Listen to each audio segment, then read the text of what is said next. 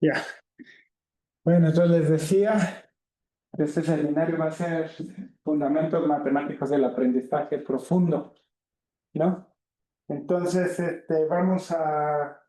la idea es, vamos a ver la tecnología o la parte, los fundamentos teóricos detrás de ChatGPT.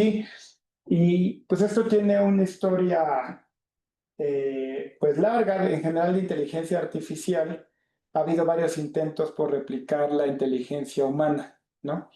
Uno puede argumentar que realmente fue hasta tiempos muy recientes que hubo avances donde uno puede decir, bueno, sí, esto ya es parecido a lo que es la inteligencia humana. Entonces vamos a ver brevemente sobre los antecesores de toda esta historia. Y lo primero es sobre aprendizaje de máquina, ¿no? Machine learning. Machine learning es un área muy amplia eh, que involucra inteligencia artificial en gran medida, pero también tiene otras partes, ¿no? O sea, por ejemplo, Machine Learning es básicamente usar la máquina para aprender. Entonces puede ser problemas de clasificación, etcétera. Entonces muchas cosas que se dice que el Machine Learning no son inteligencia artificial. Y realmente lo que suena mucho de inteligencia artificial es un pedazo pequeño que viene de Deep Learning. Pero bueno, el texto principal de lo que está basado esta clase y las próximas es Understanding Deep Learning de Prince. Luego les mando la liga, lo pueden encontrar en línea. Este, bueno, por cierto, cosas interesantes. Aquí dice enfoque matemático riguroso y dirigido a estudiantes de posgrado en matemáticas. He estado usando de ChatGPT. Las notas que les voy a compartir las escribí y luego le dije que en base a las notas de mi conversación con él me hiciera mis transparencias. Entonces le pasé el template de Beamer y llenó en automático las transparencias y ya luego yo llené las figuras y demás, pero funciona bastante bien porque pues va siguiendo la narrativa que yo ya había escrito en mis notas.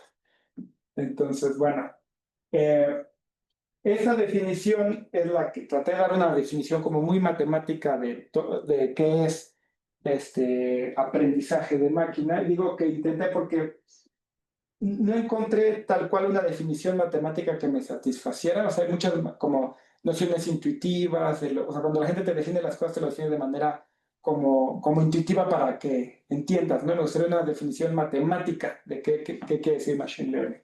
Entonces, yo defino el aprendizaje de máquina como tenemos un conjunto de, ¿no? Este conjunto de es un conjunto de datos. Y aquí la parte muy importante es que está generado por algún proceso natural o artificial. ¿Por qué digo que es importante? Es porque hay un fenómeno, si quieren, físico que lo generó. Y esto quiere decir que no son datos aleatorios, hay una cierta estructura a estos datos. ¿Me explico? Y esta es la clave de por qué está funcionando también la inteligencia artificial. O sea, incluso en problemas donde sabemos que el problema es NP duro, están teniendo progresos. Por ejemplo, recientemente ya resolvieron para fines prácticos el problema de plegado de proteínas. Plegado de proteínas es en biología, eh, eh, pues no podría argumentar que los elementos, los compuestos más importantes son proteínas, son cadenas de aminoácidos que se doblan, ajá, y la forma de la proteína es la que le da la función a la proteína, por ejemplo, la hemoglobina en la sangre. Algo curioso es que aunque hablamos de la hemoglobina, hay muchas hemoglobinas, es decir, mi hemoglobina puede ser distinta a la tuya, o sea, no es como en matemáticas que es una, sino pequeñas variaciones puede hacer que o sea, son muy parecidas, pero no son exactamente iguales y se doblan de manera distinta. ¿Ok? Entonces, el problema de plegado de proteínas, yo te doy la cadena, el aminoácidos, te la escribo, dime qué forma va a tener en el espacio una vez que la suelte y la doble. Ajá, porque o sea, es una cadena, se suelta y adquiere una cierta forma. La forma determina la función. Y el asunto es que ese problema es NP duro. O sea, dada la cadena, dime la forma que va a tener, ese problema es NP duro. Sin embargo, usando aprendizaje de máquina, han logrado hacer muy buenas predicciones y básicamente han hecho muchos años de trabajo de estudiantes de doctorado, es el equivalente en unos meses de ponerse a predecir la forma que va a tener. Entonces, eso promete acelerar el descubrimiento de medicinas, porque puedes hacer casi que el proceso inverso también. O sea, puedes decir, bueno, quiero una proteína que se vea de esta manera, ¿cómo hago la secuencia de aminoácidos para plegarla? ¿Por qué menciono todo esto? Porque aquí estas cosas se dieron, existen en un proceso natural. O sea, lo que trato de comunicarles es que el mundo en el que está impactando, o el universo en el que está impactando la inteligencia artificial, no es azaroso, hay una estructura detrás, que es lo que está descubriendo la inteligencia artificial. Entonces, esta parte es muy importante, la de algún proceso natural o artificial es el que me está generando estos datos. ¿Ok? Y luego yo tengo un subconjunto S de estos datos. Este conjunto, lo voy a llamar conjunto de entrenamiento, es un sampleo simplemente. O sea, yo no tengo acceso a todos los datos, tengo acceso a un subconjunto de los datos. ¿Sale? Y entonces, la idea es que Machine Learning es usar este conjunto S que yo tengo y computadoras para construir una función F, gorro, que aproxime el proceso subyacente que produjo AD. Esto es todavía muy vago, pero lo que yo quiero es, bueno, yo en base a mi sampleo quiero generar una función que aproxime lo que sea que generó este conjunto D. Lo sorprendente es que esto funciona en muchas instancias. ¿Vale? Entonces, para hacerlo un poco más concreto, no es todo, pero muchas de estas instancias son de este tipo. Supongamos que de momento los conjuntos de D son pares XY, donde podemos pensar que X es una entrada y Y es una salida, ¿no? Hay muchísimos ejemplos de estos. Entonces, ¿qué queremos? Bueno, en este caso, X al proceso le entra X y me escupe Y. Entonces, lo puedo pensar como una función. Yo quiero una función F gorro que cuando yo le pase X se aproxime a Y. Puede ser que no la tenga exactamente igual, pero quiero que sea lo más parecida posible. ¿Ok? Entonces, por ejemplo, imagínense que X son las características de una casa, cuántas recámaras tiene, la colonia en la que está, el año de construcción, y Y es el precio de mercado en cuánto se va a vender esa casa. Entonces, a mí me gustaría un programa que yo le diera toda esa información y me dijera, esta casa cuesta tanto, ¿no? También puede ser un problema de clasificación. Le doy un archivo, una imagen, y quiero que me diga, esta es la foto de un gato, por ejemplo, ¿no? Esto lo saqué del libro de Prince. Aquí está, por ejemplo, la descripción de la casa, lo pasan por el modelo, el de Machine Learning, ¿no? Y me dice cuál es el precio que predice. Ahora, como estamos usando computadoras, toda la computadora son números. Entonces puedo pensar que todos los datos que yo le doy son arreglos de números. ¿Ok? Aunque en principio yo le puedo dar una imagen, la imagen en la computadora se guarda como píxeles, ¿no? Y tengo el valor de cada píxel. Entonces todo eso se traduce finalmente a un arreglo de números. ¿Sale? También el audio se transforma en un arreglo de números. Entonces, puedo pensar que las entradas son números y las salidas también es un arreglo de números. Puede ser algo tan sencillo como un solo número, como el precio, ¿no? Puede ser que sea, por ejemplo, dos números, como en el caso es de, les doy una molécula y quiero que el modelo me diga cuál es el punto de congelación y cuál es el punto de ebullición, ¿no? Por ejemplo, en este caso, este es un review de un restaurante y aquí me está diciendo si es positivo o negativo. Lo que me va a dar aquí es una probabilidad de 0.98 de que sea negativo y 0.02 de que sea positivo. ¿Ok? Clasificación. No podemos estar del todo seguros, pero me asigna una probabilidad, ¿no? En este caso, lo clasifica en música en un género musical. Entonces, aquí no es binario, aquí son varias clasificaciones. Aquí, por ejemplo, es una bicicleta, ¿no? y me dice en efecto que esto es una bicicleta. Como les decía, los arreglos, las entradas son números y en ocasiones estos números pueden tener, ¿cómo se llama?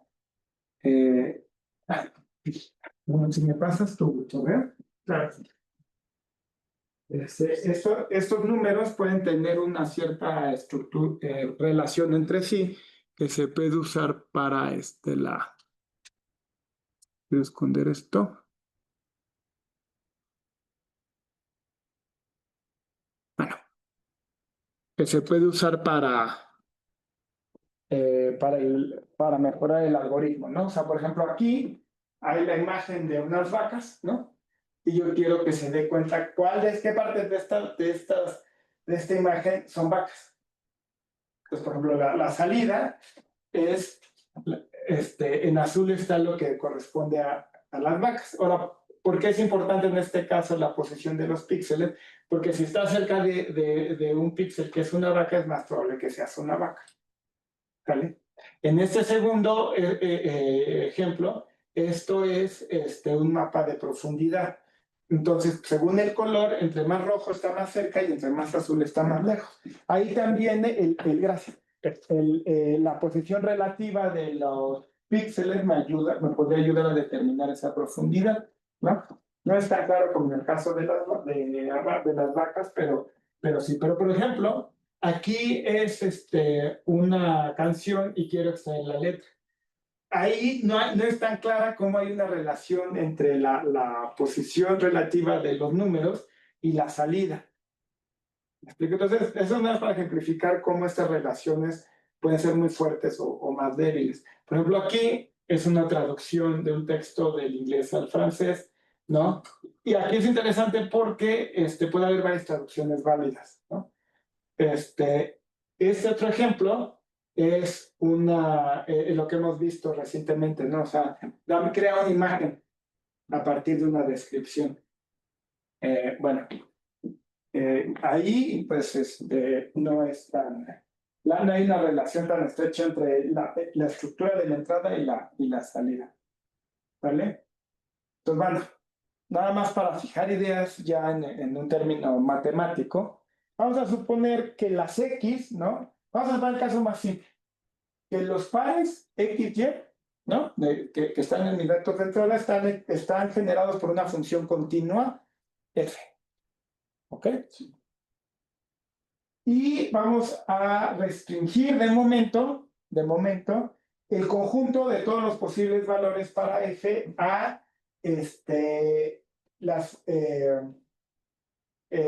no, o sea, un modelo es un conjunto posible de funciones con las cuales yo voy a aproximar F. ¿Sale? Entonces, de todas las posibles funciones que yo podría escoger, voy a escoger un subconjunto. ¿Sale? Y lo voy a indexar por parámetros. Este parámetro delta me va a indexar todas estas funciones de aproximación. ¿Ok? Entonces, bueno, M es el modelo y P es el espacio de parámetros. ¿Está claro? Porque vamos a ver un ejemplo bien concreto. Entonces, el problema es, ya planteado así, de aprendizaje de máquinas, encuentra el conjunto de parámetros tal que f de delta aproxime lo mejor posible a f de x. ¿Ok? Todavía no he dicho matemáticamente qué significa lo mejor posible. Para eso vamos a definir lo que se llama una función de pérdida.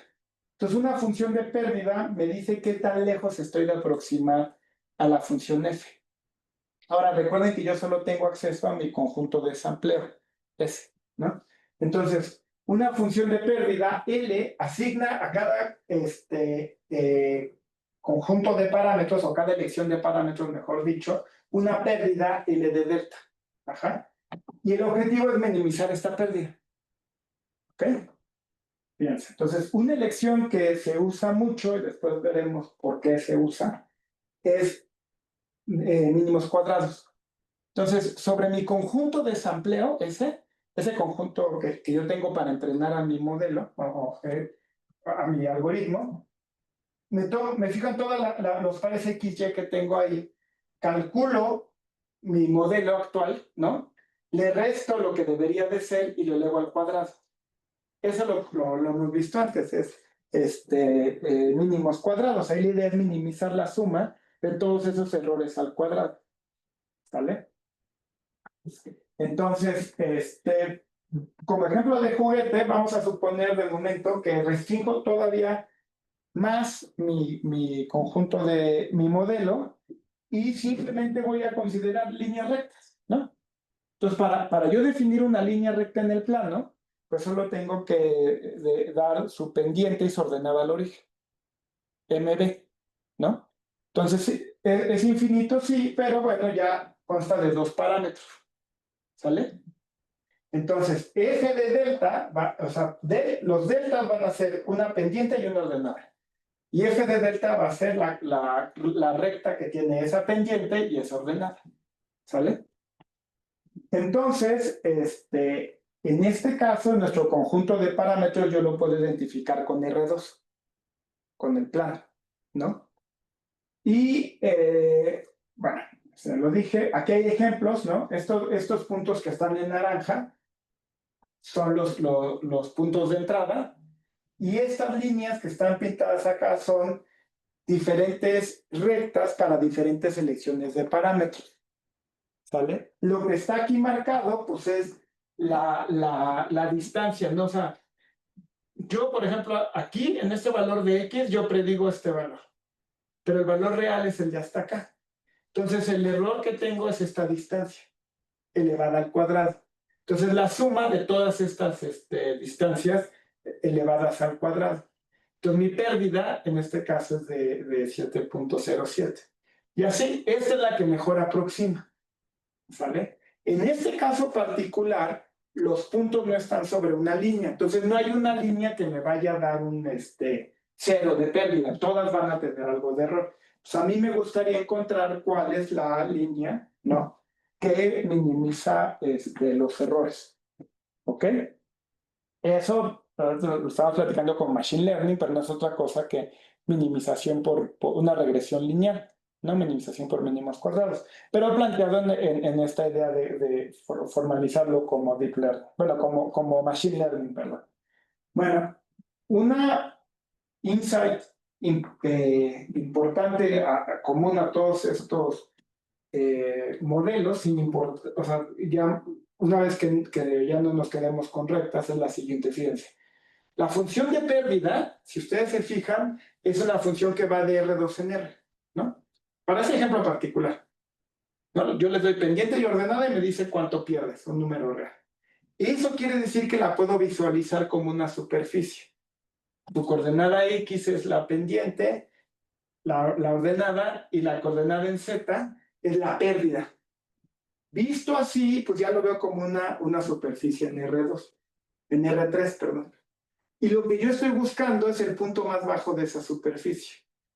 Entonces, esto se ve así. Tal vez en la sombra no se alcanza a ver bien, pero bueno, es como una sábana, ¿ok?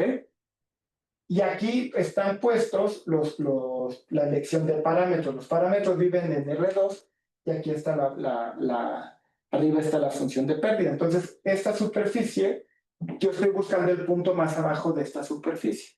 En este caso particular, pues es fácil porque pues es una función convexa, ¿no? Tiene un único, en este caso, tiene un único mínimo, pero en general no necesariamente va a ser tener, por ejemplo, un único mínimo local, podría tener varios mínimos locales. Y lo difícil es encontrar el mínimo o un buen mínimo, ¿vale? Y en este caso, profesor, ¿se usarían métodos heurísticos para encontrar el mínimo global? Pues es que usas lo que puedes, puede ser un método heurístico, vamos a ver ahorita cómo usar redes neuronales. No puedes garantizar a priori encontrar el mínimo global, porque la estructura puede ser muy complicada, ¿no? Y uno siempre piensa las cosas como, tal vez en el mejor momento, pero tal vez yo podría construir ejemplos muy patológicos, donde a lo mejor la heurística que tú me des la podría ser arbitrariamente mala. ¿Me explico? Entonces es en la práctica lo que funciona bien y que está funcionando bien porque los datos de entrada ya tienen cierta estructura. ¿Ok? Bueno, un método más general para encontrar estos, o buscar, mejor dicho, porque encontrar estos mínimos, ¿cómo quito esto?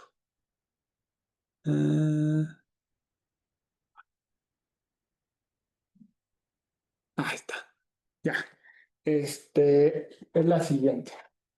Entonces, pues elijo un punto aleatorio, un parámetro aleatorio, ¿no? Y eso me va a dar un punto en esta superficie. Y luego, ya que elegí mi primer, supongo que que elijo un primer punto y luego me fijo en la dirección en la que disminuye más mi pérdida y me muevo en esa dirección. Y así iterativamente voy buscando nuevos puntos. Entonces voy caminando sobre la superficie, siempre yendo en la dirección donde disminuya lo más posible mi pérdida. Y eso se llama descenso por gradiente. ¿Ok? Entonces, esquemáticamente, se ve así.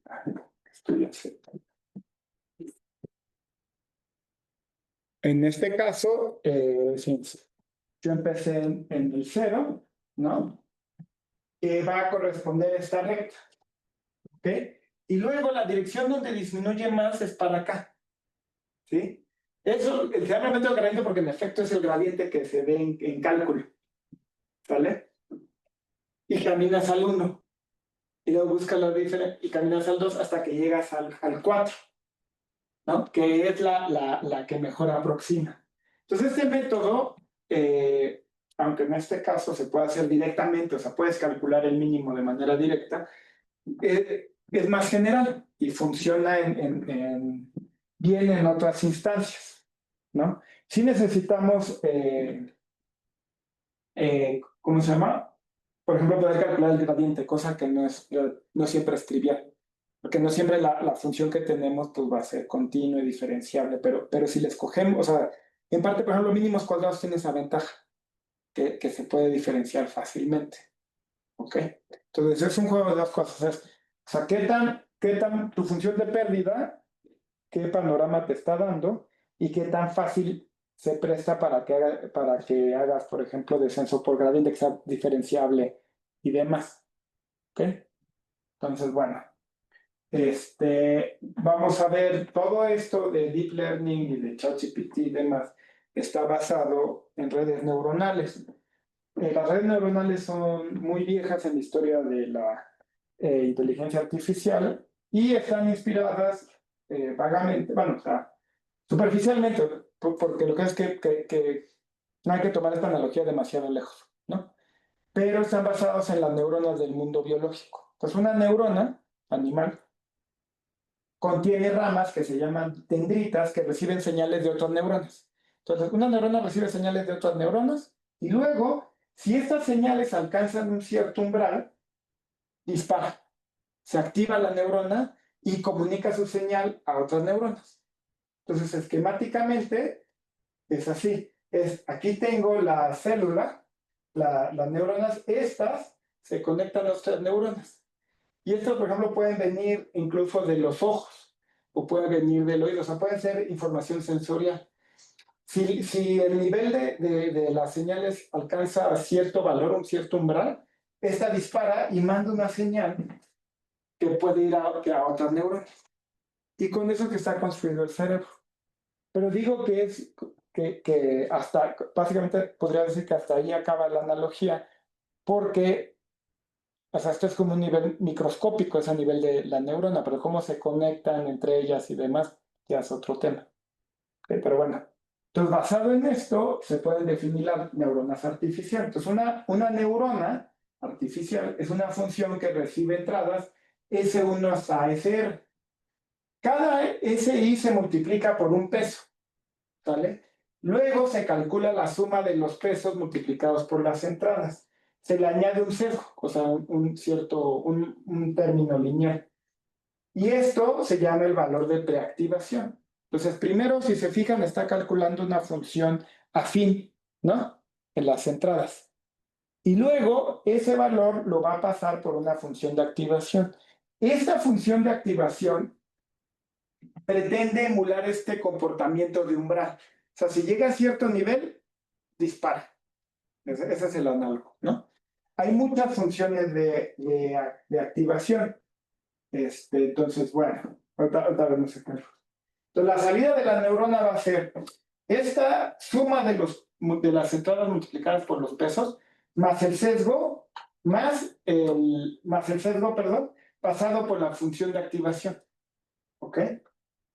Entonces, por ejemplo, estos son varios ejemplos que se usan en la literatura. Si se fijan, por ejemplo, esta va subiendo, llega un punto, luego no, se estanca. ¿Cuál más puede ser interesante? Destacar. No tengo. Sí. Esta no es como nada por acá y empieza a subir y luego se estanca en 1. La más usada en años recientes es ReLU, y es la que vamos a estar viendo ahorita, que es, si Z es menor a 0, entonces lo hace 0. Y si es mayor o igual a 0, entonces se activa y te da precisamente el valor. O sea, se ve así, ¿no? Antes del 0, todo me lo manda a 0. Y después del 0, todo me lo pasa al valor que me hayan dado. ¿Ok? Tengo entendido, pues yo no soy experto, que una de las razones por las que se ha vuelto a usar esta regla es porque es la que se permite más fácil entrenar. O sea, hay que recordar que al final vamos a estar mezclando la red neuronal, que va a estar compuesta de estas funciones lineales pasadas por una función de activación, y luego la vamos a poner sobre la función de, ¿cómo se llama? De pérdida. Y todo esto queremos que sea diferenciable, se porte bien y permita que haya algoritmos rápidos para encontrar estos mínimos.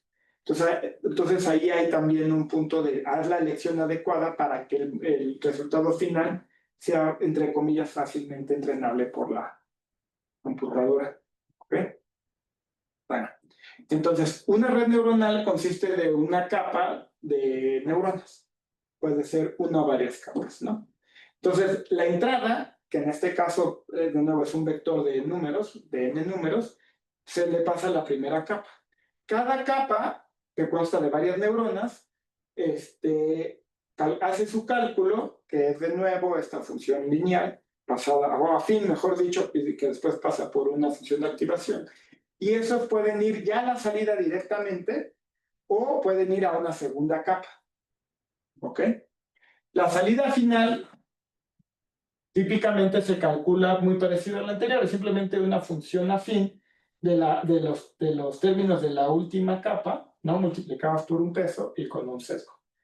Bueno, pues todo eso es de momento en abstracto, ¿no? Pues vamos a ver ya un ejemplo más concreto. Las capas entre la entrada y la salida se llaman capas ocultas, ¿no? Una red neuronal es superficial o shallow en inglés si consta de una sola capa oculta. Es profunda si consta de 2 o más capas. ¿Ok? El término deep learning viene precisamente de redes neuronales profundas. Entonces, bueno, vamos a de momento considerar el caso más simple, una red neuronal superficial, que solo va a recibir un número X y nos va a dar un número Y. ¿Sale? Es una función de RNR. Y la función de activación va a ser esta regla. ¿Vale? Entonces, en este caso, pues está fácil porque cada neurona, pues su valor de activación va a ser una línea, ¿no? Va a recibir X, lo va a multiplicar por un peso y le va a sumar una B.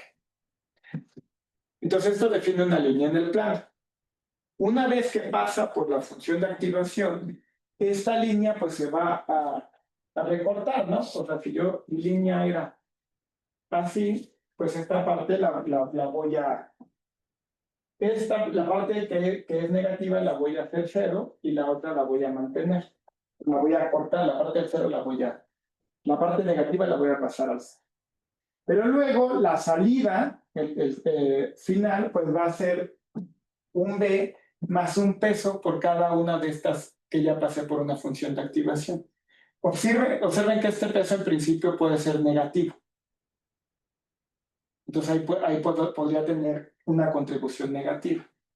Bueno, si lo piensan un momento, ¿qué es lo que está pasando? Creo que es mejor enseñarles un ejemplo bien concreto, ¿no?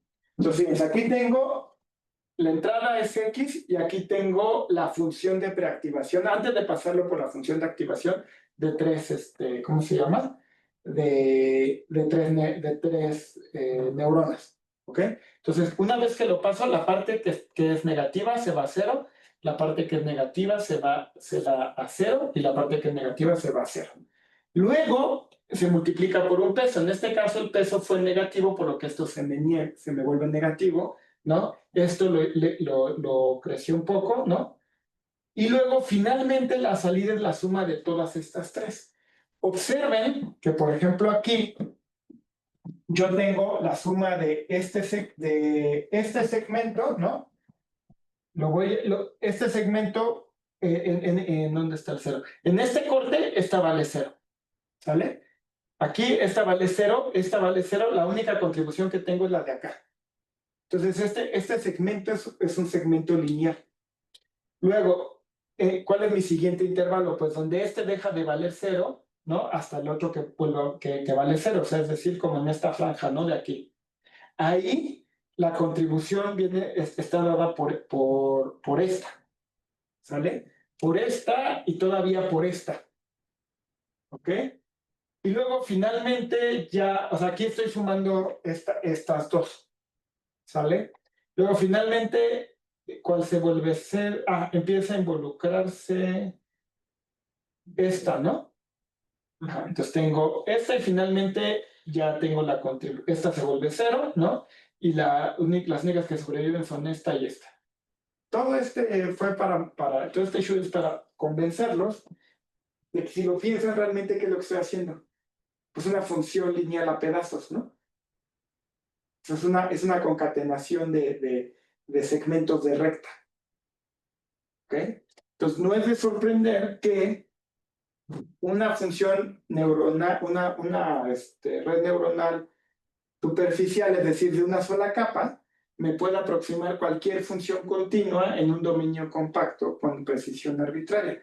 Es decir, ustedes me dan aquí es bien importante que sea compacto, porque si se fijan, lo que yo voy a tener es cosas de este estilo, ¿no? Pero este pedazo de aquí, pues ya se va a una recta. Entonces, si yo tuviera, por ejemplo, si y fuera la función y igual a x al cuadrado, yo fuera de mi espacio donde samplé, pues se va a diverger.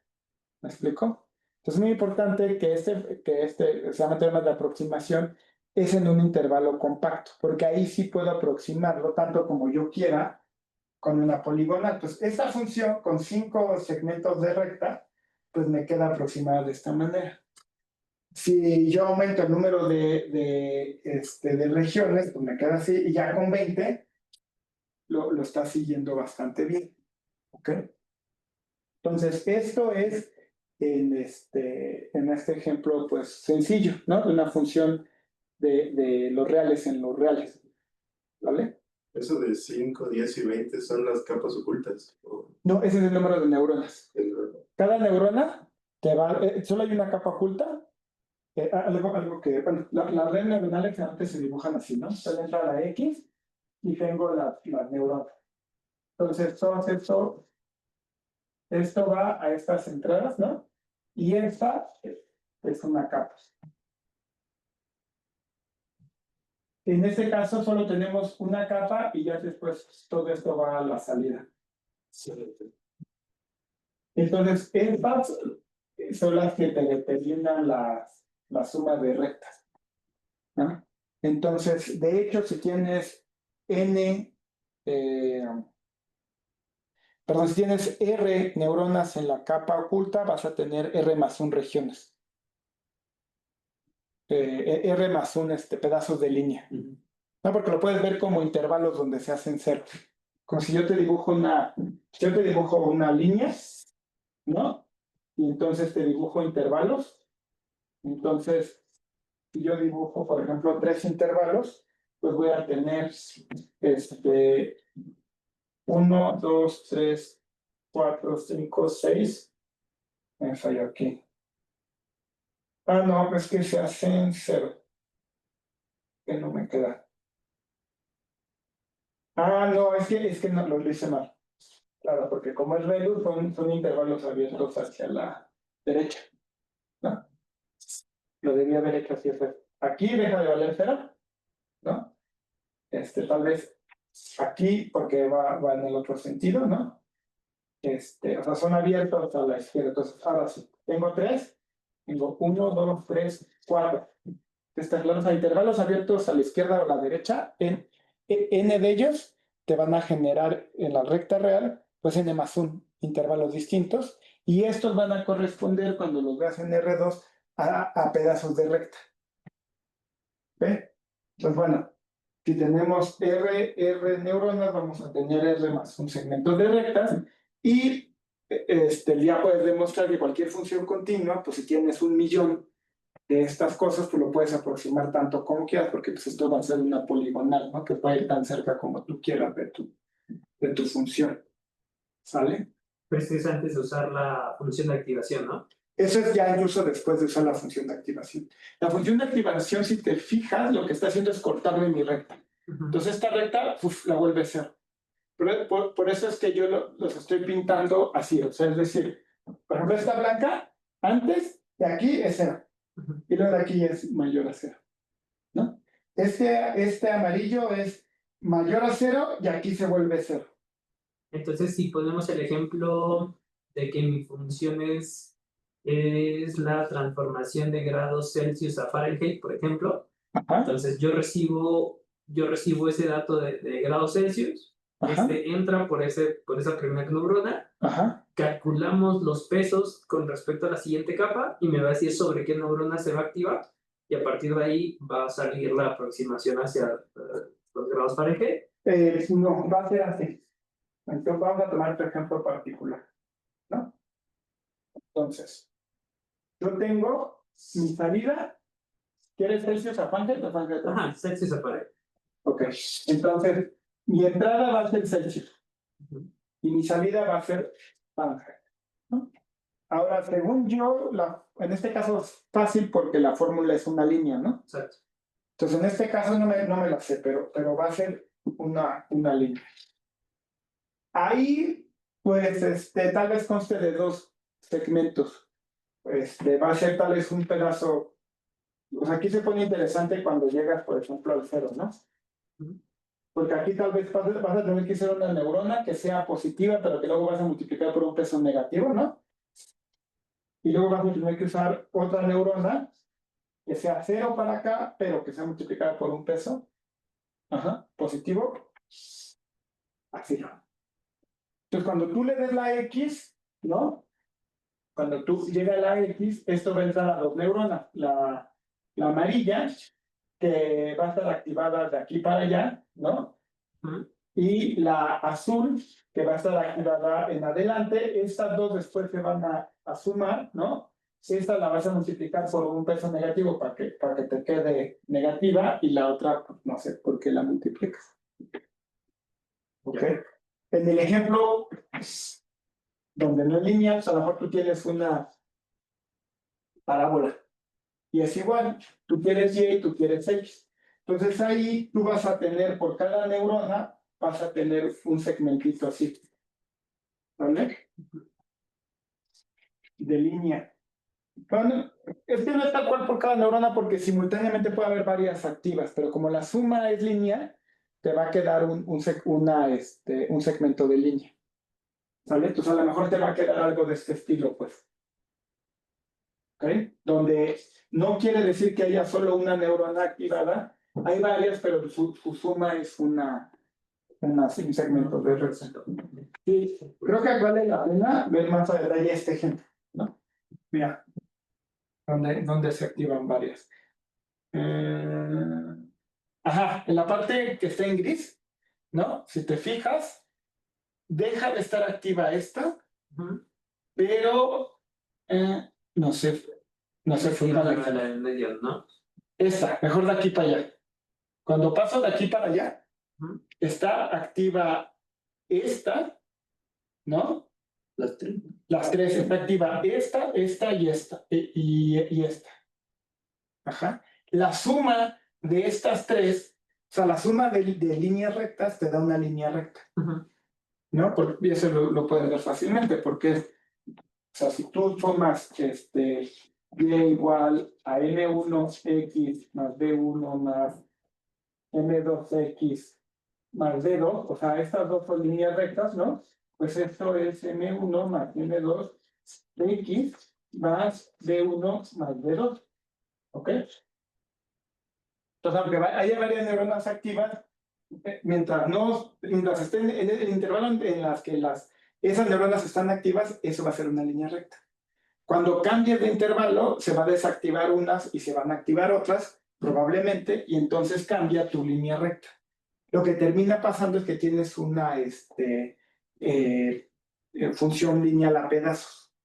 ¿Y cuántos pedazos tienes? Pues si tienes R neuronas, vas a tener R más 1 pedazos. ¿Ok? Bueno, entonces, si tú pones el suficiente número de neuronas, la capacidad de la red es el número de neuronas en la capa, las capas ocultas. Pues puedes aproximar cualquier función en un dominio compacto. Compacto significa, en este caso, cerrado y acotado, ¿no? En un intervalo, por ejemplo. Bueno, en el caso más general que tenemos, ahora la entrada es multidimensional, consta de n valores, ¿no? Y la salida consta de n valores. Entonces ya es un vector de entrada y es un vector de salida. Ahí es cuando ya se pone más interesante, pues, ¿no? Lo que va a estar pasando aquí es que si ustedes se fijan, incluso en una red, ¿cómo se llama? De profundidad 1, que voy a tener, pues, que por cada entrada, por cada YI, va a seguir va a ser definido, pero ahora por un plano. Ajá. O sea, la salida de cada,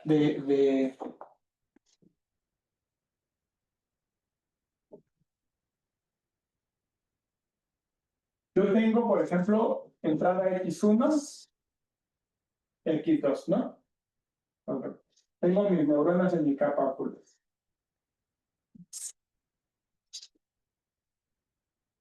Todas estas, incluso si quieren, les puedo ver, bueno, de hecho, en este caso, los estoy haciendo que todas las entradas pasen a todas las neuronas.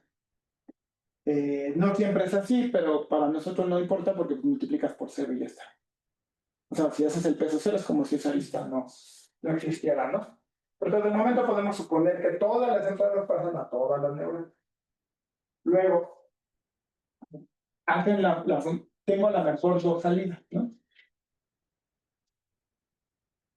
Y estas dos salidas, pues calculan una función lineal en base a lo que termina estando activado en ese momento.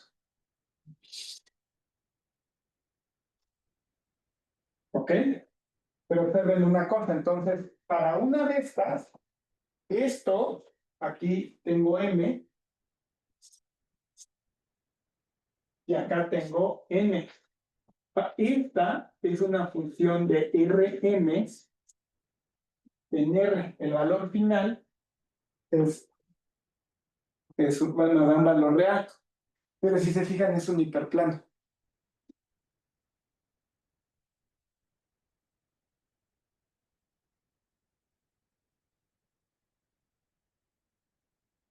M-dimensional.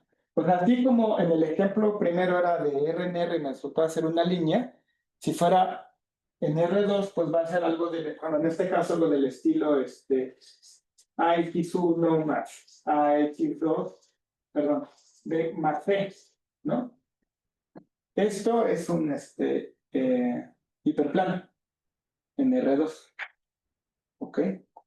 Lo que quiere decir es que para lo que me va a definir estas funciones, para cada coordenada, Y va a ser un poliedro, ¿ah? En RM. Pero el asunto, y es donde se pone interesante, es que la complejidad ya crece de manera exponencial. O sea, por ejemplo, en RD, es que eso es difícil verlo porque solo sucede a partir de dimensión 4. Pero yo puedo acomodar poliedros, ¿no? En dimensión 4, perdón, planos, hiperplanos, y tal que la complejidad de lo que estoy creando, el número de diferentes pedazos que hay, sea de orden cuadrático en el número de, o sea, de hiperplanos. En general tengo R a la D entre 2. Entonces, esto, aunque cuando lo vemos de R en R es muy sencillo, pues se convierte, ¿cómo se llama? Se hace bastante más complicado conforme aumenta la dimensión. O sea, lo que trato de decir es que las figuras que genera ya tienen una complejidad incluso exponencial sobre el número de la entrada. ¿Ok? ¿Qué más les iba a decir? Bueno,